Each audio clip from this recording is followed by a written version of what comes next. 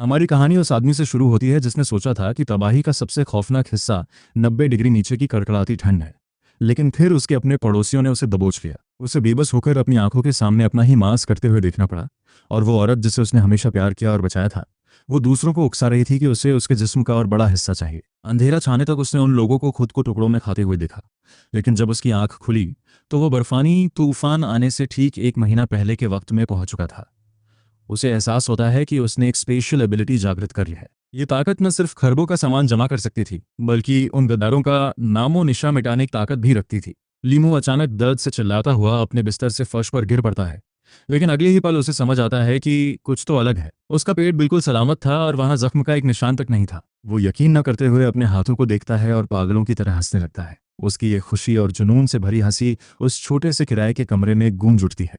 पिछली जिंदगी में 10 अक्टूबर 2023 को पोलर आइस नाम का एक धूमकेतु धरती के पास से गुजरा था। जैसे एक ऐसी काली रात शुरू हुई जिसने तापमान को 90 डिग्री नीचे गिरा दिया और जमीन से लगभग हर प्रजाति का खात्मा कर दिया। भूख और कड़कड़ाती ठंड के सामने इंसानियत की कोई औकात नहीं रह गई थी। लीमू जल्दी ही खुद को शांत कर लेता है। उसे यकीन नहीं हो रहा कि ऐसी खुशनसीबी उस पर बरसी है। फोन चेक करते ही उसकी नजरें तेज हो जाती हैं। 7 सितंबर 2023। तबाही शुरू होने में अब ठीक 32 दिन बचे थे। वो शोलान और अपने उन पड़ोसियों के बारे में सोचता है। पिछली जिंदगी में वो इतना नरम दिल था कि उसने अपना खाना तक उनके साथ बांटा।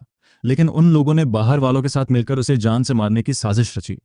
ली मुंह कसम खाता है कि अगर उसने अपनी मौत का बदला नहीं लिया तो वो इंसान कहलाने के लायक नहीं है। वो जोर से अपना हाथ मेज पर मारता है और सफेद रोशनी के एक फ्लैश के साथ मेज गायब हो जाती है। वो एकदम से चौंक जाता है और आसपास अपना फर्नीचर ढूंढने लगता है। तभी उसकी नज़र अपने दाहिने हाथ पर पड़ती है और देखते ही देखते उसके सामने से बिस्तर भी गायब हो जाता है। इस बार उसने साफ देखा था। उसके हाथ के इशारे ने ही उस सफेद रोशनी को ट्रिगर किया था। उसने एक डायमेंशनल स्पेस एबिलिटी को जागृत कर लिया था, जो उसकी अपनी असली ताकत थी। उसे महसूस हुआ कि वो सफेद रोशनी उसकी रूह के साथ पूरी तरह घुल गई है। जैसे ही उसकी चेतना उस असीम खाली जगह में दाखिल हुई, उसे वो मेज और बिस्तर रेत के मामूली दानों की तरह नजर आए। लिमू सोच रहा है कि क्या ये वही गॉड फ्रैगमेंट है जिसके बारे में उसने सुना था। उसे याद आता है कि पिछली जिंदगी में आसमान से एक चमकता हुआ पत्थर गिरा था जिसने उसके घाव भर दिए थे। वो पत्थर अगली सुबह गायब हो गया था, लेकिन ऐसा लगता है कि वो पत्थर उसके अंदर ही था और अब उसे बेमिसाल ताकत दे रहा था। लिमो अपने सफेद दांत दिखाते हुए मुस्कुराता है। वो जानता था कि उसे इस ताकत पर जल्द से जल्द महारत हासिल करनी होगी, क्योंकि यही उसके जिंदा रहने की बुनियाद थी। अगले कुछ घंटों तक वो प्रैक्टिस करता है और उसे पता चलता है कि उस स्पेस का साइज नामुमकिन हद तक बड़ा है। वहां समय पूरी तरह से स्थिर था, यानी खाना वहां हमेशा ताज़ा रहेगा। हालांकि कोई भी जिंदा चीज़ बाहर निकलते ही अपनी जान खो देती थी। उसे एहसास हुआ कि वो अपने दुश्मनों को बस अंदर खींच सकता है। उस मंजर को सोचकर वो मुस्कुराता है। वो बस अपना हाथ उठाएगा, एक सफ़ेद रोशनी चमकेगी और उसका दुश्मन पलक झपकते ही गायब हो जाएगा, जो बाद में सिर्फ एक बेजान लाश बनकर बाहर निकलेगा। एक ही इशारे में वो 1 लाख दुश्मनों का सफाया कर सकता था। वो एक्साइटमेंट से कांप उठता है। उसे समझ आ गया था कि ये सिर्फ सामान रखने की जगह नहीं, बल्कि एक इनविंसिबल डिवाइन स्किल है। वो इस ताकत को पूरी तरह डेवलप करने का फैसला करता है। लेकिन तभी फ़ोन पर 2600 युआन का बैलेंस देखकर उसे हकीकत का कड़वा झटका लगता है। यह रकम तो उसकी ज़रूरतों के सामने कुछ भी नहीं थी। उसे बहुत गुस्सा आता है। उसे याद आता है कि स्टूडेंट लोन चुकाने के बाद उसके पास करीब 2 लाख थे, जो उसने उस मतलबी औरत पर लुटा दिए। शाओ लिन के बारे में सोचकर उसे खुद पर शर्म आती है और उसका मन करता है कि वो खुद को एक जोरदार थप्पड़ मारे। अगर वो पैसे आज उसके पास होते तो वो न जाने कितने रिसोर्सेज खरीद लेता। अब उसके पास सिर्फ 2000 के आसपास बचे थे। आखिर इतने में क्या ही हुआ। वो पहले बेसिक खाने का इंतजाम करने और फिर ज्यादा कैश का जुगाड़ करने का फैसला करता है। उसकी नजरें ठंडी पड़ जाती हैं। अगर जरूरत पड़ी तो वो सीधे लोन लेगा। आखिर तबाही आने के बाद कोई पैसे वापस मांगने तो आएगा नहीं। वो सुपरमार्केट जाने के बजाय होलसेल मार्केट का रुख करता है, क्योंकि वहाँ कीमतें कम और क्वांटिटी बहुत ज़्यादा थी। वहाँ पहुंचकर वो इंस्टेंट नूडल्स के 20 केस और ब्रेड के 5 केस का ऑर्डर देता है, जिससे दुकानदार का ध्यान उसकी तरफ जाता है। दुकानदार की आंखें चमक उठती हैं और वो बिल के लिए दुकान का नाम पूछता है। ली मुंह एक पल के लिए रुकता है और जवाब देता है, अपोकलिप्स स्नैक शॉप। फिर वो दुकानदार से एक्सपायरी के करीब वाले सामान के बारे में पूछता है। उसकी धीमी आवाज़ सुनकर दुकानदार सतर्क हो जाता है और दावा करता है कि वो ईमानदार बिजनेसमैन है। ली मुंह एक सिगरेट निकालकर उसे ऑफर करता है और काफ़ी देर तक अपनी बातों में उलझाकर उसे एक बहाने से मना ही लेता है। आखिर में लीमू बहुत ही कम दाम में ढेर सारा एक्सपायर होने वाला सामान खरीदने में कामयाब रहता है। उसकी सारी जमा पूंजी खत्म हो गई और उसे क्रेडिट का सहारा लेना पड़ा। वो कर्ज के बोझ तले मार्केट से बाहर निकलता है, लेकिन उसे एक सुकून महसूस हो रहा था। पिछली जिंदगी में वो भूख से बहुत ज़्यादा डरा हुआ था। कुछ घंटों बाद सारा सामान उसके कमरे में पहुंच जाता है। कमरा छत तक सामान से भर चुका था। वो अपना हाथ हिलाता है और सफ़ेद रोशनी के साथ पूरा कमरा खाली हो जाता है। सारा सामान उसके डायमेंशनल स्पेस में चला जाता है। बार बार इस्तेमाल करने के बाद भी उसे कोई थकान महसूस नहीं हुई। सामान स्टोर करने में एनर्जी बहुत कम खर्च हो रही थी। इस बात को वो गौर से नोट करता है और फिर अपनी नोटबुक भी वहाँ स्टोर कर देता है। अपने स्पेस में सामान का पहाड़ बनता देख उसे सुरक्षा का एहसास होता है। खाने का मतलब था मन की शांति, लेकिन इतना काफ़ी नहीं था। अब सिर्फ 32 दिन बचे थे और उसे और ज़्यादा पैसों की ज़रूरत थी। वो सोचता है कि काम करना बहुत धीमा है और लूटपाट करना सीधे मौत को बुलावा देना। अपनी शक्तियों का इस्तेमाल करना लोगों की नज़रों में ला सकता था। इसलिए उसके पास सिर्फ एक रास्ता बचा था, वो जानकारी जो दुनिया में सिर्फ उसे पता थी। कुछ देर गहरी सोच में डूबने के बाद उसे अचानक याद आता है, लॉटरी। उसे टिकट खरीदने की आदत थी और उसे पिछली जिंदगी के जीतने वाले नंबर याद रह गए थे। वो तुरंत कागज और पेन उठाकर उन्हें लिख लेता है। हाँ, आज वही दिन था और यही वो विनिंग नंबर्स थे। वो बिना वक्त गंवाए सीधे अपनी आवासीय सोसाइटी की लॉटरी शॉप पर जाता है, जहां उसकी मुलाकात मालकिन जीन सू ई आई फोंग से होती है। ली मो की आंखों में चमक और उसका बदला हुआ अंदाज देखकर वो डरकर पीछे हट जाती है। ली मो अपनी नफरत को काबू में करता है, जबकि वो औरत ताना मारती है कि वो पागल लग रहा है। वो उसे चेतावनी देती है कि अपनी हताशा समाज पर न निकाले। सुई फोंग जानती थी कि ली मो एक अनाथ है और उसकी नज़र में ऐसे लोग ही सबसे ज़्यादा खतरनाक होते हैं। जब वो पूछता है कि उसे ऐसा क्यों लगा, तो वो बेरुखी से कहती है, क्योंकि तुम एक अनाथ हो।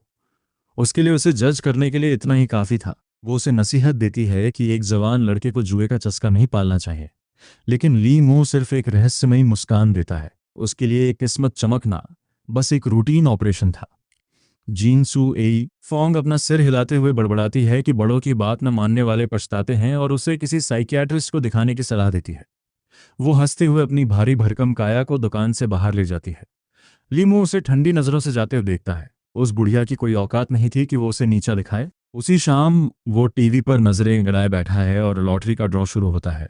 विनिंग नंबर्स थे 10, 19, 23, 25, 30, 31 और special number 12। Jackpot 6 million yuan का था। जैसे ही ड्रॉ खत्म हुआ, उसने देखा कि नंबर बिल्कुल वही थे जो उसे याद थे। वो खुशी से 3 फुट ऊपर उछल पड़ता है। आखिरकार उसके पास पैसा आ गया था, असली पैसा। 5 विनिंग टिकटों के साथ उसने 30 मिलियन जीत लिए थे, यानी टैक्स काटकर उसके पास 24 मिलियन युआन आने वाले थे। उसने इस रकम का इस्तेमाल करके करोड़ों का सामान जुटाने का मास्टर प्लान बनाया। वो अपने हाथ रगड़ते हुए खाने, सर्दी के गियर्स, हथियारों और घर की मरम्मत की प्लानिंग करने लगा। सबसे पहले उसे वही घर खरीदना था जिसमें वो रह रहा था। उसे अपनी मकान मालकिन जांग युयुआन का ख्याल आया, जो बेहद खूबसूरत और शालीन महिला थी। अगली सुबह वो अपना इनाम लेने के लिए पूरे जोश में बाहर निकलता है। लॉटरी की दुकान के पास वो देखता है कि वहाँ 30 मिलियन की जीत का बैनर लगा है और लोगों का हुजूम जुटा है। वहाँ जांग सुई फोंग भीड़ में पसीने से तरबतर होकर स्क्रैच कार्ड खरीद रही थी। लगता है आंटी को भी रातों रात अमीर बनने का भूत सवार था। लीमू उसका मजाक उड़ाता है, जिससे वो चिढ़ जाती है और अपना सा मुंह लेकर कहती है कि वो बस समाज सेवा कर रही है। लीमू हंसते हुए कहता है कि जब वो टिकट खरीदे तो जुआ और जब वो खरीदे तो चैरिटी। वो उसकी बातों को अनसुना करके सीधे लॉटरी सेंटर के लिए टैक्सी करता है। किराया 120 युआन था, जिसे देखकर उसे थोड़ा झटका लगा क्योंकि उसने कभी टैक्सी नहीं ली थी। लेकिन तभी उसके फोन पर पेमेंट फेल्ड का नोटिफिकेशन आता है। उसका चेहरा फक पड़ जाता है। वो दूसरा ऐप खोलकर पेमेंट करता है और खुद का मजाक उड़ाता है कि एक करोड़पति के पास टैक्सी के पैसे तक नहीं है। जैसे ही वो सेंटर के दरवाजे खोलता है, सूट पहने फंडरेजर्स उसे घेर लेते हैं और उसकी किस्मत की तारीफ करते हुए दान मांगने लगते हैं। वो उन्हें बिजनेस कार्ड्स थमाकर समाज सेवा की दुहाई देने लगते हैं। वो उन्हें पीछे धकेलते हुए सीधे काउंटर पहुंचता है और 2 घंटे की कागजी कार्रवाई के बाद उसके हाथ में 24 मिलियन युआन वाला कार्ड होता है। बाहर निकलते ही वो लोग फिर उसे गिद्धों की तरह घेर लेते हैं। लीमू की बर्दाश्त खत्म हो जाती है। वो अपना फ़ोन निकालता है और उनकी फ़ोटो खींचकर धमकी देता है कि अगर वो बाज नहीं आए तो वो उनके खिलाफ रिपोर्ट कर देगा। वो कहता है, क्या तुम इंटरनेट पर ट्रेंड होना चाहते हो? मेरे पास इतना पैसा है कि मैं तुम्हारी असलियत करोड़ों लोगों को दिखा सकता हूँ। वो लोग डर कर गायब हो जाते हैं और भीड़ तितर-बितर हो जाती है। लीमू वहाँ से सीधा बस के शॉपिंग मॉल जाता है। वहाँ घुसते ही सेल्स स्टाफ उसे किसी बड़े वीआईपी की तरह देखने लगता है। वो सामान की लिस्ट गिनाने लगता है, तौले, रजाइयाँ और 500 गद्दे। वो हर तरह के ड्राई फ्रूट्स और स्नैक्स के 1,0,1,0,0 पाउंड, खाना पकाने के बर्तन और 200 सेट महंगे के कपड़े ऑर्डर करता है। मैनेजर चे शांगमिंग के पसीने छूट जाते हैं और वो कहता है कि उनके पास सिर्फ 50 सेट ही स्टॉक में है। लीमू जवाब देता है, मुझे सब चाहिए। उसने 2 घंटे में मॉल का लगभग सारा ज़रूरी सामान खरीद लिया। आखिर में बिल बनता है। 1,64,52,664 युआन और 58 पैसे। लीमू को कोई हैरानी नहीं होती। वो 10% डिपॉजिट देकर बाकी पैसे अगले महीने देने का सौदा करता है। कॉन्ट्रैक्ट साइन होता है और पैसे भेज दिए जाते हैं। लीमू मन ही मन हंस रहा था क्योंकि वो जानता था कि अगला महीना कभी आएगा ही नहीं। वो सामान की डिलीवरी के लिए एक बड़ा गोदाम किराए पर लेता है और स्टाफ को अच्छी टिप देता है। मैनेजर शे शॉमिंग उसकी इज्जत में बिच जाता है। इसके बाद वो लिहुआ होटल पहुंचता है, जो अपनी लग्जरी के लिए मशहूर था। वहां का खाना 5,000 युआन से शुरू होता था। वो मेनू उठाकर बस पॉइंट करने लगता है। वेटर को लगता है कि ऑर्डर पूरा हो गया, लेकिन तभी लीमू कहता है, असल में मुझे ये सब नहीं चाहिए। इनके अलावा मेनू में जो कुछ भी है वो सब ले आओ। वेटर की आंखें फटी की फटी रह जाती हैं। लीमू मुस्कुराते हुए कहता है कि वो हर डिश को टेस्ट करेगा और बाकी पैक करवा लेगा।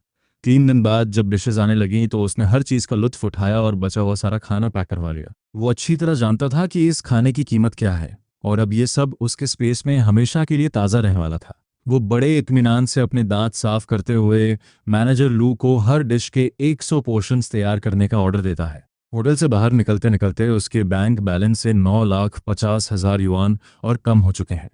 इस वक्त उस पर जितना कर्ज है वो चुकाना उसकी असल हैसियत के बाहर है। किसी नॉर्मल दुनिया में इतना डेट किसी को भी तबाह कर देता, लेकिन तभी उसका फ़ोन बजने लगता है, मानो किस्मत उसे पुकार रही हो। वह तीखी आवाज़ उसके ख्यालों को चीर देती है। उसने अपनी कॉलेज की सारी जमा पूंजी खत्म कर दी है। शाओलिन की तेज़ और हक जताने वाली आवाज़ आती है, लीमू तुम बोल क्यों नहीं रहे? मुझे अब गुस्सा आ रहा है। लीमू अपने अंदर उबलते हुए ठंडे गुस्से को काबू करता है और एकदम सपाट आवाज़ में जवाब देता है कि वो वापस आ गया है। शाओलिन को अंदाज भी नहीं है कि उसके इस जवाब का मतलब क्या है। उसे तो बस यही लगता है कि उसका ये गुलाम फिर से नखरे दिखा रहा है। वो कहती है, मुझे भूख लगी है। ये साफ इशारा था कि लीमू उसे किसी महंगे रेस्टोरेंट में खाना खिलाए। लीमू एक ठंडी और तंज भरी हंसी हंसता है और कहता है, मैं बिजी हूँ, मुझे परेशान मत करो। शाओलिन के लिए ये किसी झटके से कम नहीं था और इससे पहले कि वो कुछ कह पाती, लीमू फ़ोन काट देता है। उसके पास इन फालतू के खेल खेलने का समय नहीं है। सच तो ये है कि अगर वो अभी बदला लेने निकला तो सीधा प्रिजन जाएगा और शाओलिन के लिए ये सज़ा बहुत कम होगी। वो इतनी आसानी से इस कहानी को ख़त्म नहीं होने देना चाहता। इधर वेयरहाउस में सामान पर एक वाइट लाइट पड़ती है और वो पलक झपकते ही गायब हो जाता है। लीमू अपनी स्पेशल पावर को ट्रेन करने का ये मौका नहीं छोड़ता। हर चमक के साथ वो अपनी शक्ति की रेंज को और बढ़ाता जा रहा है। वो वेयरहाउस खाली करता है, सामान फिर से बाहर निकालता है और फिर उसे स्टोर करता है। 30 मिनट्स की इस लगातार प्रैक्टिस के बाद वो वाइट लाइट अब पूरी बिल्डिंग को कवर कर सकती है। वो कामयाब हो गया है। उसके चेहरे पर एक अलग ही चमक है। वो सोच रहा है कि ये स्पेशल पावर और क्या क्या कर सकती है। वो दूर रखे एक टेबल पर फोकस करता है और एक झटके में वो टेबल सीधा उसके हाथों में आ जाता है। वो उस दिन का सपना देख रहा है जब वो एक कदम में हजारों मील का फासला तय कर पाएगा। उसकी आंखों में एक नया जुनून साफ दिख रहा है। अपने रीबर्थ के तीसरे दिन वो अपनी तैयारियों को जारी रखता है और अपनी लैंडलॉर्ड जांग यूया से मिलने का वक्त तय करता है। जैसे ही वो नीचे जाने के लिए एलिवेटर में घुसता है, उसका सामना सीधा शाओलिन से होता है। उसे देखते ही शाओलिन एक पल के लिए ठिठकती है और फिर नखरे से अपना मुंह फेर लेती है। उसकी नज़र में लीमू सिर्फ उसका एक आज्ञाकारी नौकर था और उसे यकीन नहीं हो रहा कि कल उसने उसका फ़ोन काटने की हिम्मत कैसे की।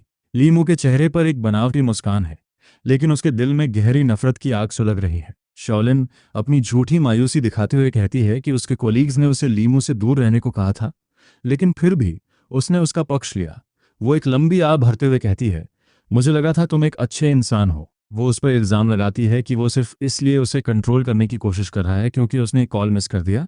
वो ऐसे जता रही है जैसे पीड़ित वो खुद हो। वो झंझलाकर पूछती है, लीमू तुम कुछ बोल क्यों नहीं रहे? क्या तुम्हें अब मेरी परवाह नहीं है?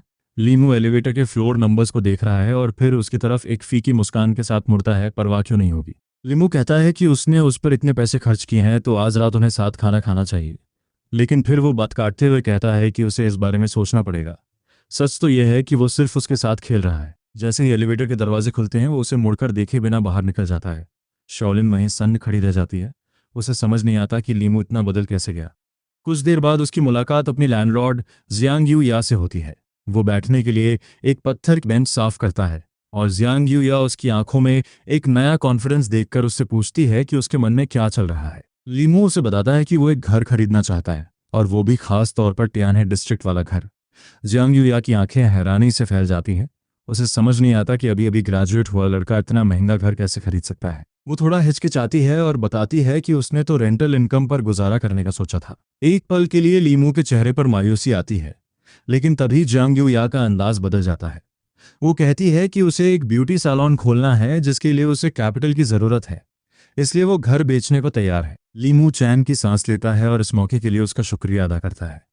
अगर वो 3 दिनों में ये डील फाइनलाइज कर लेता है तो वो आने वाली उस भयानक ठंड से बचने के लिए रेनोवेशन शुरू कर पाएगा।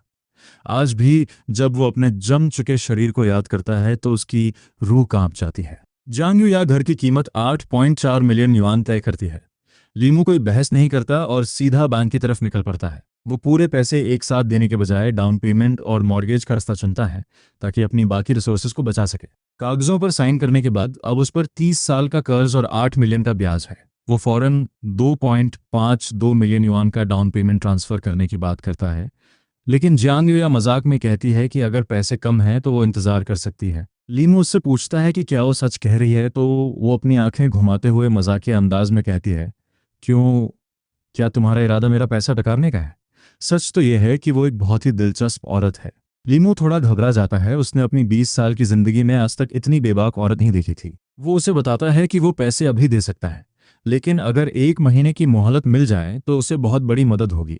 वो उसका बैलेंस चेक करती है और ये देखकर कि उसके पास पैसे हैं, वो कहती है कि अगर वो उसे डिनर पर ले जाए तो वो इस बारे में सोच सकती है। लीमू भी एक सच्ची मुस्कान के साथ मान जाता है। इस बार वो कोई एहसान नहीं लेना चाहता, वो इस मोहलत के बदले उसे एक ऐसी जानकारी देना चाहता है जो उसकी जान बचा लेगी। अपनी पिछली जिंदगी में उसे जियांग यूया का एक आखिरी संदेश मिला था, लेकिन जब तक वो पहुंचा बहुत देर हो चुकी थी। वो बहुत ही दर्दनाक तरीके से जमकर मर चुकी थी। शायद इस बार वो उसका अंजाम बदल सके। इधर जियांग यूया उसे पास की ही एक पुरानी दुकान पर ले जाती है जहां ग्रैनी वांग नाम की एक बुजुर्ग महिला डम्पलिंग्स बेचती हैं। जियांग यूया यहाँ की रेगुलर कस्टमर है। वो डम्पलिंग्स की 2 प्लेट्स, चिकन फीट और सूप का ऑर्डर देती है। ग्रैनी वांग धीरे से उठती हैं और किचन में काम शुरू करती हैं। इसी बीच शाओलिन काम से घर लौट रही होती है जब उसकी नज़र दुकान के अंदर एक जाने पहचाने चेहरे पर पड़ती है। जियांग यूया की सिल्क स्कर्ट की चमक देखकर उसकी आंखें फटी की फटी रह जाती हैं। उसे अपनी आंखों पर यकीन नहीं होता कि लीमू किसी दूसरी औरत के साथ है। लीमू अभी निवाला मुंह में ले ही रहा था कि शाओलिन की आवाज़ सुनकर उसका गला लगभग रुंध जाता है। शाओलिन अपने चेहरे पर शराफत का नकाब ओढ़े रखती है, हालांकि अंदर ही अंदर उसे लीमू के खाने के तरीके से घिन आ रही है। लीमू मुंह भरकर खाना खाते हुए कुछ बड़बड़ाता है और शाओलिन बिना बुलाए ही वहां बैठ जाती है। वो बहुत ही नज़ाकत के साथ अपना हाथ आगे बढ़ाती है और खुद को लीमू की अच्छी दोस्त बताती है। वो ऐसे पेश आती है जैसे वो किसी ऊंचे घराने की लेडी हो। वहीं जियांग यूया बड़ी सादगी से कहती है कि वो उसकी लैंडलॉर्ड है, हालांकि उसे अचानक याद आता है कि अब लीमू उसका किराएदार नहीं रहा। शाओलिन एक झूठी हैरानी के साथ पूछती है कि ये दोनों साथ कब से हैं। तभी लीमू गलती से या शायद जानबूझकर चिकन सूप का एक कुल्ला सीधा शाओलिन के चेहरे पर छोड़ देता है। शाओलिन चीख उठती है और उसे बदतमीज कहती है, लेकिन तभी तभी जियांग यूया बीच में आती है और एक खुरदरे पेपर नैपकिन से उसका चेहरा इतनी जोर से रगड़ती है कि सूप के साथ साथ शाओलिन का सारा महंगा मेकअप भी उतर जाता है। अपना असली चेहरा सामने आता देख शाओलिन दहशत में आ जाती है और अपना चेहरा छुपाते हुए वहां से भाग निकलती है। उसे डर है कि कहीं कोई उसे बिना मेकअप के ना देख ले। उधर लीमू बड़े आराम से सूप का एक और घूंट भरता है और भी डम्पलिंग्स ऑर्डर कर देता है। 5 मिनट बाद ग्रैनी वांग ताज़ा सूप लेकर आती हैं और जियांग यूया मुस्कुराते हुए लीमू को धीरे खाने के लिए कहती है। लीमू कहता है कि अभी तो कोई खाने के लिए नहीं लड़ रहा, लेकिन बहुत जल्द ऐसा होने वाला है। फिर वो ग्रैनी वांग की तरफ मुड़ता है और 1000 पाउंड्स डम्पलिंग्स का एक अजीबोगरीब ऑर्डर दे देता है। ग्रैनी वांग जो पास की टेबल पर दलिया खा रही हैं साफ मना कर देती हैं। जियांग यूया उसे याद दिलाती है कि वो बेचारी 90 साल की हैं। लीमू उस बुजुर्ग महिला को बड़े सम्मान से देखता है। यह सोचना भी मुश्किल है कि इस उम्र में भी वो दुकान चला रही हैं। वो उन्हें सलाह देता है कि कुछ समय के लिए दुकान बंद कर दें और वादा करता है कि वो उनके बनाए हर एक डंपलिंग को खरीद लेगा। ग्रैनी वांग उससे इसकी वजह पूछती हैं तो उसका जवाब साफ होता है, मुझे डर है कि बाद में मुझे ऐसा खाना नहीं मिलेगा। जियांग यूया को उसकी बातें अजीब लगती हैं, लेकिन लीमू उसकी तरफ ध्यान नहीं देता। वो आगे समझाता है कि वो खाना और सर्दियों का सामान इसलिए जमा कर रहा है क्योंकि वो अपने घर को ठंड के खिलाफ एक अभेद्य फोर्ट्रेस में बदलना चाहता है। वो एक ऐसे घर की बात करता है जो अंदर से बहुत गर्म होगा और जहां बाहर से कोई अंदर नहीं घुस पाएगा। ग्रैनी वांग चुपचाप अपना बोल नीचे रखती है और उसकी बातें सुनती है। लीमू बिल चुकाता है और बिना कुछ और कहे वहां से निकल जाता है। जियांग यूया को अपने किराएदार का ये पागलों वाला व्यवहार थोड़ा परेशान करने लगता है, लेकिन तभी ग्रैनी वांग बोलती हैं, और उसे भी सलाह देती हैं कि उसे भी अपना घर रेनोवेट करना चाहिए और सामान जमा कर लेना चाहिए। वो कहती हैं कि उसकी बात मान लेने में कोई बुराई नहीं है, क्या पता वो सच कह रहा हो। इसी बीच दुनिया के अंत का काउंटडाउन अब 28 दिनों पर आ पहुंचा है। वापसी के चौथे दिन की सुबह वो तपती धूप का आनंद ले रहा है, क्योंकि वो जानता है कि ये गर्मी अब बस कुछ ही दिनों की मेहमान है। उसे ये देखकर हैरानी होती है कि जियांग यू या ने बाकी किराएदारों का मामला सुलझा लिया है। जैसे जैसे लोग घर खाली कर रहे हैं, लीमू को एहसास होता है कि अब उसके फोर्ट्रेस का काम शुरू हो सकता है। बिल्डिंग खाली होते ही वो जियांग यू या के इस एहसान को याद रखता है और अपने जीपीएस के सहारे एक गुमनाम सी बिल्डिंग की तरफ निकल जाता है। वहाँ रिसेप्शनिस्ट ली ये जो उससे पूछती है कि वो उनकी क्या मदद कर सकती है, और लीमू उसे समझाता है कि उसे अपने घर का रेनोवेशन करवाना है और हाई एंड प्रोटेक्टिव सप्लाईज खरीदनी है। उसे सीरियस सिक्योरिटी के एक वेटिंग रूम में ले जाया जाता है। ये एक ऐसी ग्लोबल फर्म है जो बड़े बड़े नेताओं और अरबपतियों के लिए काम करती है। आम लोगों को तो इसके वजूद का पता भी नहीं है। अपनी पिछली जिंदगी में उसने सुना था कि मा चोंग ने अपना डूम्सडे फोर्ट्रेस इसी कंपनी से बनवाया था। जल्द ही वहाँ एक बिजनेस मैनेजर आता है जो एक महंगे सूट में किसी हाई क्लास एनफोर्सर जैसा दिख रहा है। वो अपना परिचय सेफ हाउस डिवीजन के मैनेजर जीन बियाओ के रूप में देता है। लीमू सीधा मुद्दे पर आता है और उसे सबसे बेहतरीन इंसुलेशन और डिफेंस चाहिए। जीन बियाओ सोच में पड़ जाता है और कहता है कि इंसुलेशन तो आसान है, लेकिन डिफेंस के मामले में वो हमेशा सबसे बेहतर करने की कोशिश करते हैं। वो एक टैबलेट निकालता है और उसे लूनर अलॉय दिखाता है, जो चांद से लाए गए टाइटेनियम से बना है। एक वीडियो में दिखाया जाता है कि उस अलॉय के अंदर लिक्विड नाइट्रोजन -196 डिग्री पर है, जबकि बाहर उसे 700 डिग्री की आग से आधे घंटे तक तपाया जा रहा है, फिर भी तापमान स्थिर रहता है। लीमू ये देखकर दंग रह जाता है कि टेक्नोलॉजी इतनी आगे निकल चुकी है। जब वो इसकी कमी पूछता है तो जीन बियाओ मुस्कुराकर कहता है कि बस इसकी कीमत ही इसकी इकलौती कमी है। लीमू उसकी मजबूती के बारे में पूछता है तो जान बियाओ बेबाकी से जवाब देता है कि एक न्यूक्लियर बॉम्ब को तो नहीं रोक पाएगा, लेकिन बाकी हर हमले को झेल लेगा। वो एक टेस्ट वीडियो दिखाता है जहां पिस्टल्स, राइफल्स, ग्रेनेड्स और यहां तक कि स्नाइपर की गोलियां भी एक 20 सेंटीमीटर की एलॉय प्लेट पर बरसाई जा रही हैं। प्लेट बुरी तरह पिचक जाती है, लेकिन उसे कोई पार नहीं कर पाता। लीमू फौरन उस अलॉय को चुनने का फैसला करता है, लेकिन जब वो कहता है कि उसे 120 स्क्वायर मीटर्स का एरिया कवर करना है, तो जॉन बियाओ की चाय उसके गले में अटक जाती है। ज्यादातर अमीर लोग सिर्फ 20 स्क्वायर मीटर का सेफ रूम बनवाते हैं। ऐसे में लीमू की डिमांड उसे पागलपन लगती है। जीन बियाओ बताता है कि उनके पास इतना लूनर एलॉय स्टॉक में नहीं है, इसलिए लीमू तय करता है कि बेडरूम में एलॉय लगाया जाए और बाकी घर में टॉप टियर इंसुलेशन और मोटी स्टील का इस्तेमाल हो। आखिर 100 डिग्री का तापमान रोकने के लिए ये काफ़ी है। पैसे और पावरफुल एयर कंडीशनिंग के साथ आने वाली बर्फीली दुनिया अब उतनी बेबस नहीं लग रही थी। फिर वो प्रोटेक्टिव गियर के बारे में पूछता है। जीन बियाओ उसे अपनी कंपनी के खास सूट्स दिखाता है जो भयंकर गर्मी और कड़ाके की ठंड झेल सकते हैं। लीमू लिस्ट में मौजूद लगभग हर चीज़ खरीद लेता है, यहाँ तक कि वो कुछ ऐसी चीज़ें भी उठा लेता है जिनकी ज़रूरत शायद ही कभी पड़े। जीन बियाओ को अपनी आंखों पर यकीन नहीं हो रहा। उसने अपनी ज़िंदगी में हज़ारों करोड़ के मालिक देखे हैं, लेकिन कोई भी इतना बेहिसाब खर्च नहीं करता। जब लीमू पूछता है कि काम कब शुरू होगा, तो जीन बियाओ वादा करता है कि साइट सर्वे के बाद 2 दिनों के अंदर काम शुरू हो जाएगा। उनका मॉड्यूलर डिज़ाइन इतना तेज़ है कि ज़्यादातर हिस्से पहले से ही तैयार मिलते हैं, बस उन्हें इंस्टॉल करना बाकी है। जिन बियाओ गारंटी देता है कि कंस्ट्रक्शन का काम बहुत जल्दी पूरा हो जाएगा, जिससे लीमू को काफ़ी राहत मिलती है। लीमू जोर देते हुए कहता है कि काम जितनी जल्दी हो उतना अच्छा है। जिन बियाओ उसे भरोसा दिलाता है कि इसमें 1 महीना भी नहीं लगेगा और फिर वो टोटल हिसाब लगाता है 188,256,000 युआन। अंदर ही अंदर लीमू को एहसास होता है कि उसके पास अभी डिपॉजिट तक के पैसे नहीं हैं, लेकिन वो बाहर से बिल्कुल शांत रहता है और कहता है कि प्राइस काफ़ी फेयर है। जिन बियाओ मुस्कुराते हुए कहता है कि वो हमेशा कॉस्ट इफेक्टिवनेस पर ध्यान देते हैं। लीमू को हंसी आती है कि एक मोनोपोली चलाने वाला वैल्यू फॉर मनी की बातें कर रहा है, लेकिन वो ये बात अपने मन में ही रखता है। उसे पता है कि डिपॉजिट के लिए उसे जल्दी ही कैश का इंतजाम करना होगा। वो जिन बियाओ से कहता है कि वो अभी कुछ हिस्सा पे करेगा और बाकी का पेमेंट काम पूरा होने के बाद महीने के आखिर में देगा।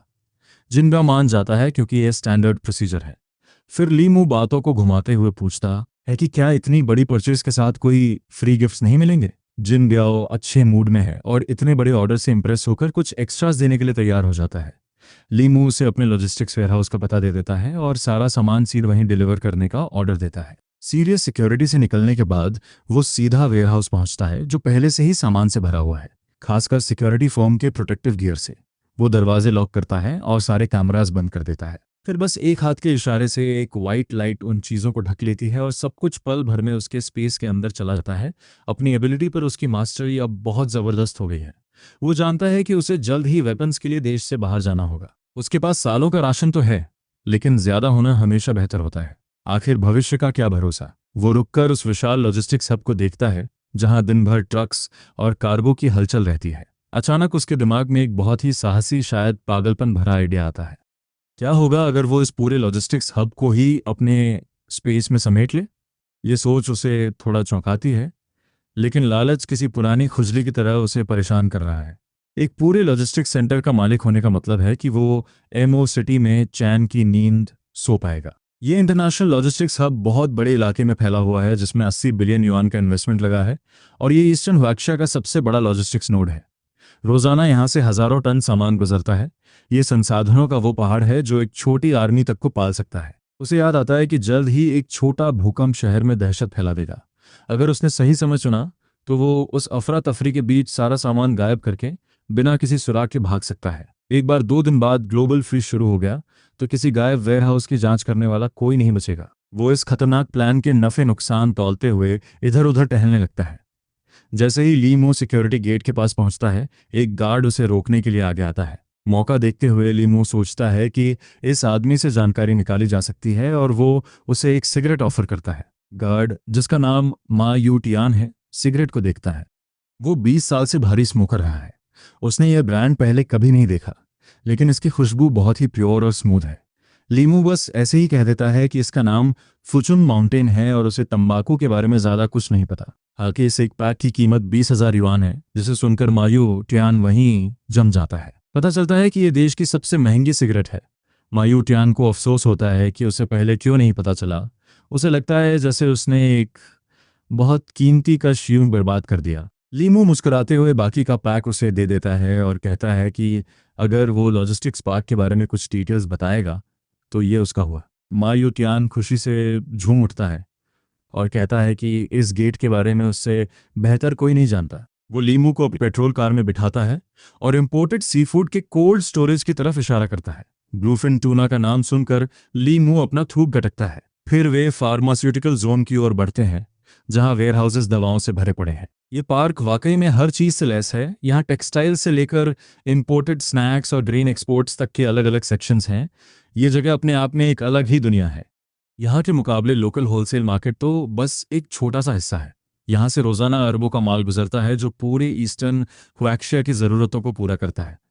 लीमू एक सिगरेट जलाता है और अपनी धड़कनों को शांत करने के लिए एक गहरी सांस लेता है। वो ओल्ड माँ से कहता है कि उसकी इस डिटेल वाली जानकारी की वजह से अब उसे यहाँ सामान रखने में डर नहीं लगेगा। मयूतियान चापलूसी भरी मुस्कान देता है और धीरे से कहता है कि बॉस को जब भी पार्क में कुछ काम हो, बस उसे हुक्म दे। ये वफादारी दिखाने और लीमू के सर्कल में शामिल होने की एक साफ कोशिश थी। लीमू बस मुस्कुरा देता है। उसे पता है कि उसके प्लान्स एक मामूली गार्ड की समझ से बहुत बाहर और खतरनाक है। अगली सुबह होटल में रात गुजारने के बाद लीमू नाश्ते के लिए अपने अपार्टमेंट कॉम्प्लेक्स लौटता है। एलिवेटर के पास उसकी मुलाकात अपने पड़ोसी वांगचन से होती है। वांगचन, जो अपनी इंश्योरेंस की जॉब के लिए सूट पहने हुए एक बिजनेस कार्ड थमाता है। उसकी मुस्कान के पीछे साफ जलन देखी जा सकती है। वो तंज कसते हुए कहता है कि लीमू की हैसियत अब बदल गई है, तो शायद उसे अब इंश्योरेंस की जरूरत पड़े। लीमू कार्ड लेता है और एलिवेटर के दरवाजे बंद होते ही यूनिट 902 की तरफ बढ़ जाता है।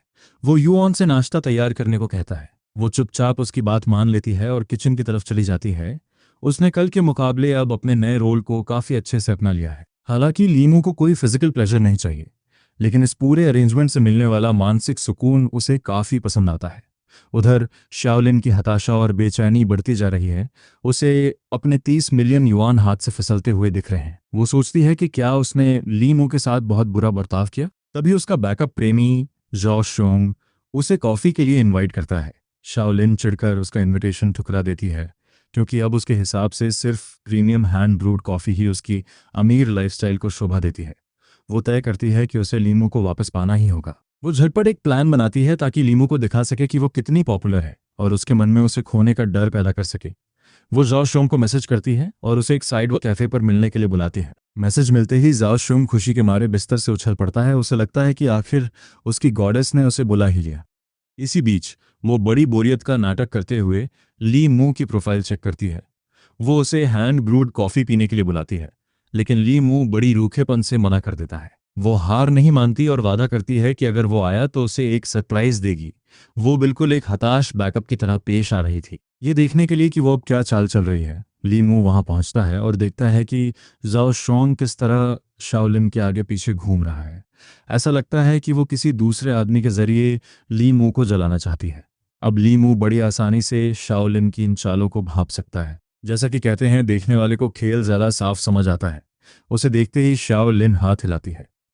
वो पूछती है कि वो क्या लेगा, अमेरिकानो या लाटे, और वो बड़ी बेरुखी से जवाब देता है। जाओ शोंग को ये बातचीत बड़ी जानी पहचानी लगती है, क्योंकि कुछ देर पहले उसने भी उससे यही सवाल पूछा था। अब पासा पूरी तरह पलट चुका है। लीमू बड़े बेफिक्र अंदाज में वहां बैठ जाता है, जो उस जगह के हिसाब से बिल्कुल अलग लग रहा था। वो जाओ शोंग को बड़ी रूखेपन से कहता है, काफ़ी वक्त हो गया है।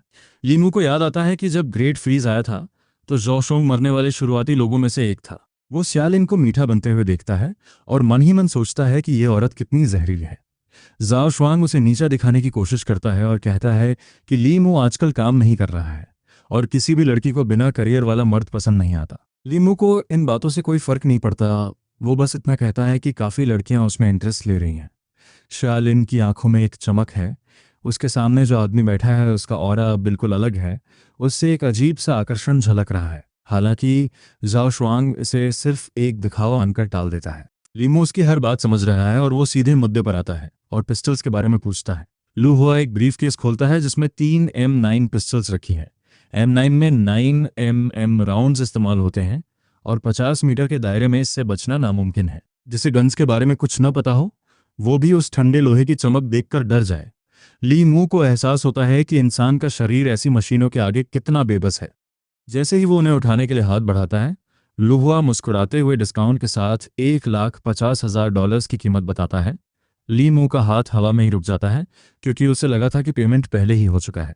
3 पिस्टल्स के लिए $1,50,000। वो सोचता है कि क्या डॉलर की कीमत इतनी गिर गई है या फिर जिन ब्याओ या ये नया डीलर उसे लूट रहे हैं। वो फौरन जिन ब्याओ के धोखेबाजी वाले ख्याल को निकाल देता है, क्योंकि उसने उसे बहुत बड़े ऑर्डर्स दिए हैं। लू हुआ अंदर ही अंदर लीमू का चेहरा देखकर उसका मजाक उड़ा रहा है। वो कहता है कि करेंसी तो ठीक है, बस गन्स की कीमत $50 से बढ़कर $50,000 हो गई है।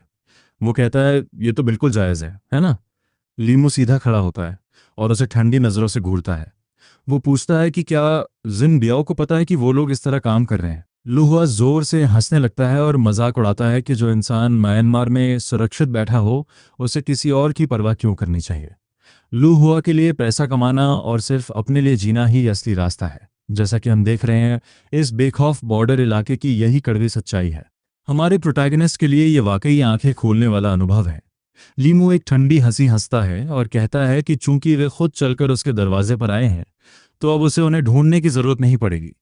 हालांकि लू हुआ ऐसे रिएक्ट करता है जैसे उसने दुनिया का सबसे मजेदार चुटकुला सुना हो। जैसे ही मैनेजर हंसी के मारे टेबल पटकता है, लीमू बस अपना दायां हाथ उठाता है और चुटकी बजाता है। एक सफ़ेद रोशनी लू हुआ को पूरी तरह घेर लेती है और हंसी अचानक रुकते ही एक बहुत ही डरावना नज़ारा सामने आता है। वो आदमी पलक झपकते ही सबकी आंखों के सामने से गायब हो जाता है। लीमू माथे पर बल देते हुए समझ जाता है कि इतने बड़े जानदार इंसान पर अपनी पावर्स का इस्तेमाल करने में उसकी काफ़ी एनर्जी खर्च हो रही है।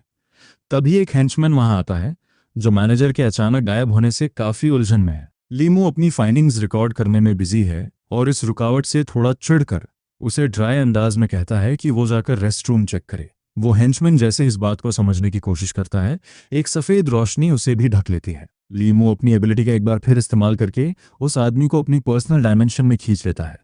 वो एक ठंडी सांस लेकर सोचता है कि अपनी ताकत पूरी तरह खत्म होने से पहले वो शायद बस 5 जिंदा इंसानों को ही वहां रख पाएगा। सच कहूं तो एक झटके में 10,000 दुश्मनों का सफाया करने का उसका सपना फिलहाल अधूरा ही रहेगा। कभी बाकी गार्ड्स को अपने साथियों के गायब होने का एहसास होता है और वो अपने वेपन्स लेकर अंदर घुस आते हैं। उस बेवकूफ़ फॉरेनर को कोसते हुए लीमू चौंक जाता है। उसे पता है कि ये गहरी सोच में डूबने का वक्त नहीं है। हताशा के उस पल में वो अपने पूरे शरीर पर सफ़ेद रोशनी की एक परत चढ़ा लेता है। जब दुश्मन का हमला उस पर होता है तो कोई आवाज़ नहीं होती। हमलावर का आधा वेपन बस गायब हो जाता है और लीमू की आंखें फटी रह जाती हैं। उसने गलती से अपनी पावर का एक नया इस्तेमाल ढूंढ लिया है, एब्सोल्यूट डिफेंस। थियोरेटिकली, जब तक ये रोशनी उसे कवर कर रही है, उस पर किसी भी फिजिकल अटैक का असर नहीं होगा। घबराया हुआ गार्ड अपना स्टील पाइप गायब होते देखता है और पीछे हट जाता है। तभी वो पाइप अचानक वॉइड से बाहर निकल आता है। वो गार्ड चीखते हुए कहता है कि ली मू एक डीमन है। लेकिन हमारा प्रोटैगनिस्ट अब एक नए कॉन्फिडेंस के साथ खड़ा होता है।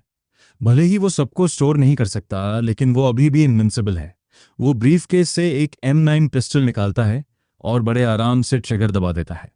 गार्ड्स रहम की भीख मांगते हैं और सरेंडर करने की पेशकश करते हैं, लेकिन कमरे में एक जोरदार धमाका गूंजता है। एक आदमी के गिरते ही ली मू का एड्रेनलिन बढ़ जाता है और वो उनके कॉम्पाउंड का पता पूछने लगता है। वो तब तक सच उगलवाने के लिए दबाव डालता है जब तक उसे वो कोऑर्डिनेट्स नहीं मिल जाते जिसकी उसे ज़रूरत है। वो एक ब्लैक मार्केट टैक्सी रोकता है और डेस्टिनेशन बताता है। ड्राइवर, जिसका नाम हल्क है, अपने सोने के दांत दिखाकर मुस्कुराता है और इस रहमदिल जेंटलमैन का नॉर्दर्न म्यांमार में स्वागत करता है। लीमू तुरंत अपनी पिस्टल ड्राइवर के सिर पर रख देता है और उसे एक शब्द भी न बोलने की चुनौती देता है। डरा हुआ ड्राइवर अपनी लोकल भाषा में फौरन माफ़ी मांगता है और गाड़ी कंपाउंड की तरफ तेज कर देता है। ड्राइवर उसे औरतों की बातों से बहलाने की कोशिश करता है और पागलों की तरह गाड़ी चलाकर एक पुराने इंडस्ट्रियल पार्क पहुंचता है। वो कांपती आवाज़ में उनके पहुंचने का ऐलान करता है। लीमो अपनी एंट्रेंस की तैयारी करता है और ड्राइवर को हमेशा के लिए खामोश कर देता है। वो खुद को प्रोटेक्टिव वाइट लाइट से कवर करता है और बंदूक लोड करता है। तभी एक गार्ड उस पर चाइनीज एक्सेंट में चिल्लाता है। लीमो जवाब में एक ही गोली चलाता है। गोलियों की आवाज़ सुनकर कंपाउंड के बाकी गार्ड्स बाहर आ जाते हैं और उसे घेर लेते हैं। वे मांग करते हैं कि अगर वो जिंदा रहना चाहता है तो अपना वेपन छोड़ दे। वो बस मुस्कुराता है और बिना किसी जल्दबाजी के अपनी मैगजीन बदलता है। कुछ ही सेकंड्स बाद गार्ड्स वहां से ऐसे भाग रहे होते हैं जैसे उन्होंने साक्षात शैतान देख लिया हो। वो मदद के लिए चिल्लाते हैं कि कोई डीमन उनका शिकार कर रहा है। इसी बीच एक न्यूज़ बुलेटिन आती है। नॉर्दर्न म्यांमार के एक इंडस्ट्रियल पार्क पर अचानक एक भयानक हमला हुआ है। वहां जो मंजर पीछे छूटा था वो किसी त्रासदी से कम में था। हमारे प्रोटैगनिस्ट ने वो कर दिखाया जिसका सपना कई लोग देखते हैं, जिससे नेटिजन्स अंदाज़ा लगा रहे हैं कि शायद किसी एलीट स्पेशल फोर्सेस यूनिट ने आखिरकार दखल दिया है। फुटेज देखकर ऐसा लगता है जैसे पूरे कंपाउंड से कोई फौज गुजरी हो। दूसरी तरफ लीमू एक 5 स्टार प्रेसिडेंशियल स्वीट में आराम कर रहा है। अपना फ़ोन स्क्रॉल करते हुए वो चालाकी से ऑनलाइन नैरेटिव को गाइड कर रहा है। वो एक कमेंट देखता है जिसमें उसे लेजेंड कहा गया है और उसे अपना बाप बनाने की बात हो रही है। जल्द ही कमेंट सेक्शन ऐसे ही नारों से भर जाता है। लीमू इतना जोर से हंसता है कि वो बिस्तर पर उछलने लगता है। सच कहूं तो अजनबियों को दूर से अपनी पूजा करते देखना उसके ईगो को काफ़ी बूस्ट दे रहा है। इन नेटिजन्स को अंदाज़ा भी नहीं है कि जिस ग्रेट किंग की वो तारीफ़ कर रहे हैं वो उन्हीं के बीच है और उन्हें और तारीफ़ करने के लिए उकसा रहा है। तभी उसका फ़ोन बजता है। ये जीन ब्याओ है जो उसे बताता है कि सेफ हाउस रहने के लिए तैयार है। लीमू झटके से बिस्तर से उठता है। काम की रफ्तार देखकर वो हैरान है। लगता है टियानलैंग हार्ट सिक्योरिटी की टीम अपनी एफिशिएंसी पर वाकई गर्व करती है। वो फॉरेन इंस्पेक्शन के लिए लौटने का वादा करता है। आखिर ये सेफ हाउस ही तो उसके सर्वाइवल प्लान की बुनियाद है। वो फौरन टियानहे डिस्ट्रिक्ट के यूनिट 901 पहुंचता है, जहां बाहर से सब कुछ पहले जैसा ही नॉर्मल दिखता है, लेकिन अंदर से ये जगह पूरी तरह बदल चुकी है। जीन बियाओ सूट में सज धज कर समझाता है कि उन्होंने इंटरनल असेंबली के लिए मॉड्यूलर डिज़ाइन का इस्तेमाल किया है, पर लीमू को इस ज़बानी टूर में कोई इंटरेस्ट नहीं है। बिना एक शब्द कहे वो अपनी पिस्टल निकालता है और उसका निशान सीधे दीवार की तरफ कर देता है। जीन बियाओ दहशत में आ जाता है। उसने आज तक इतना अनस्टेबल क्लाइंट नहीं देखा था। एक के बाद एक 3 गोलियां चलती हैं। गोलियां दीवार से टकराती हैं, लेकिन वहां एक सफ़ेद खरोंच तक नहीं आती। लीमू संतुष्टि से सिर हिलाता है और नोट करता है कि डिफेंस उम्मीद के मुताबिक है। जीन बियाओ खुद को संभालते हुए उसे सख्ती से याद दिलाता है कि फायरआर्म रखना कानूनन जुर्म है। लीमू मुस्कुराते हुए बंदूक अपनी पीठ के पीछे छिपा लेता है और पूछता है, तुम किस बंदूक की बात कर रहे हो? क्या वो बस बादलों के गरजने की आवाज़ नहीं थी? फिर वो साउंड प्रूफिंग के बारे में पूछता है। जीन बियाओ उसे ऐसे देखता है जैसे उसे यकीन हो गया हो कि यह आदमी पूरी तरह सनकी है, पर वो कंफर्म करता है कि कमरा पूरी तरह साउंड प्रूफ है। लीमू मुस्कुराता है, ये सोचकर कि अब वो किसी की भी दखलंदाजी के बिना घर पर अपने वेपन्स की प्रैक्टिस कर सकता है। इसके बाद वो थर्मल इंसुलेशन टेस्ट करता है। यहाँ तक कि -196 डिग्री वाली लिक्विड नाइट्रोजन भी इन दीवारों को पार नहीं कर पाती। आखिर में वो इंडिपेंडेंट मास्टर बेडरूम पहुंचते हैं। ये पूरा 20 स्क्वायर मीटर का इलाका लूनर ग्रेड मेटल से बना है, जिसमें आधे से ज़्यादा बजट खर्च हो गया। सब कुछ ठीक पाकर जिम्ब्याओ सिग्नेचर के लिए आखिरी कागजात सामने रखता है। जैसे ही साइन होते हैं, जिम्ब्याओ वहाँ से बहुत तेज़ी में निकलता है। उसे डर है कि कहीं लीमू कोई और ड्रामा ना कर दे। अपनी गाड़ी में सुरक्षित पहुंचने के बाद भी वो सुरक्षा एक्सपर्ट अपने मन से दहशत को निकाल नहीं पा रहा। उसे याद आता है कि गोलियां चलाते वक्त ली मू की आंखें कितनी शांत थीं। वो एक ऐसे आदमी की आंखें थीं जिसने खून देखा हो। उसे ली मू की हालिया नॉर्दर्न म्यांमार वाली ट्रिप याद आती है और वो सोचता है कि कहीं उस कत्लेआम के पीछे इसी का हाथ तो नहीं था। जिनब्याओ अपना सिर झटककर इस ख्याल को नामुमकिन मानकर निकाल देता है। भला एक आदमी अकेले पूरे कंपाउंड को कैसे खत्म कर सकता है। उसके जाने के बाद लीमू उसे जाते हुए देखता है और अपने किले में वापस लौट आता है। जैसे जैसे अपोकलिप्स नजदीक आ रहा है, लीमू खुद को और भी लापरवाह होता हुआ पाता है। जब अंत आ ही जाएगा तो भला उसे कौन रोक पाएगा। वो अपनी डायमेंशन से फर्नीचर निकालकर घर सेट करने लगता है। वो देर रात तक काम करता है। उसे पता है कि तबाही आने में अब बस 3 दिन बचे हैं। उसकी तैयारी लगभग पूरी है, बस एक आखिरी बड़ी लॉजिस्टिक्स की खेप बाकी है। वो कसम खाता है कि एक बार ये काम हो गया तो वो इस सेफ हाउस से कभी बाहर नहीं निकलेगा और अपनी नॉर्मल जिंदगी के आखिरी लम्हों का लुत्फ उठाएगा। वो तपती रात के नीचे अपने पड़ोस में एक शांत सैर पर निकलने का फैसला करता है। रात के सन्नाटे में हाई हील्स की आवाज गूंजती है। दूर से ही शाओलिन से आने वाली शराब और सिगरेट की बदबू महसूस की जा सकती है, जो शायद अभी किसी सोशल गैदरिंग से लौटी है। वो अंधेरे में एक साये को देखकर डर जाती है, लेकिन जब उसे एहसास होता है कि वो ली मू है तो उसकी घबराहट खुशी में बदल जाती है। वो जिक्र करती है कि वो उसे सोशल मीडिया पर फॉलो कर रही है और उसकी हालिया ट्रिप से उसे काफ़ी जलन हो रही है। वो उसके करीब आती है। साफ तौर पर वो थोड़ा प्यार और अपनापन चाहती है। ली मू एक हल्की मुस्कान के साथ उसे देखता है और मजबूती से उसका कंधा पकड़ लेता है, जिसे वो एक अच्छा इशारा मान लेती है। शाओलिन बड़ी उम्मीद और खुशी से उसे देखती है। शायद वो एक अमीर सोशलाइट बनने के अपने भविष्य के सपने बुन रही है।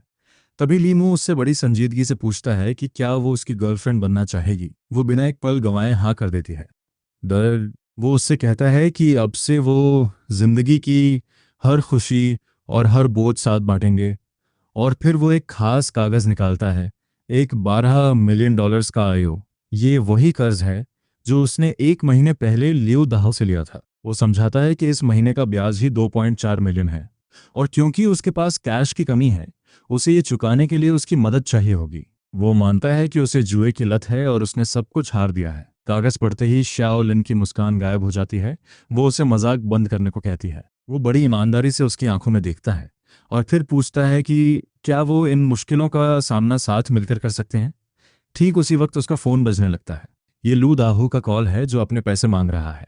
लू दाहू की आवाज स्पीकर से गूंजती है, जो छोटे भाई ली को याद दिलाता है कि महीना पूरा हो गया है और क्या ब्याज तैयार है। लीमू शांति से जवाब देता है कि अभी भी कुछ दिन बाकी हैं। शाओलिन महासुन्न खड़ी है, कर्ज की सच्चाई जानकर उसका सिर चकरा रहा है। उसे यकीन नहीं हो रहा कि उसने वाकई $12 मिलियन जुए में उड़ा दिए और अब वो उसे पैसे भरने को कह रहा है। लीमू पूरी तरह शांत है, जबकि शाओलिन को अपने कंधे पर उसके हाथ का वजन अब बर्दाश्त नहीं हो रहा। सच तो यह है कि उसके रोमांस के सारे सपने चकनाचूर हो रहे हैं।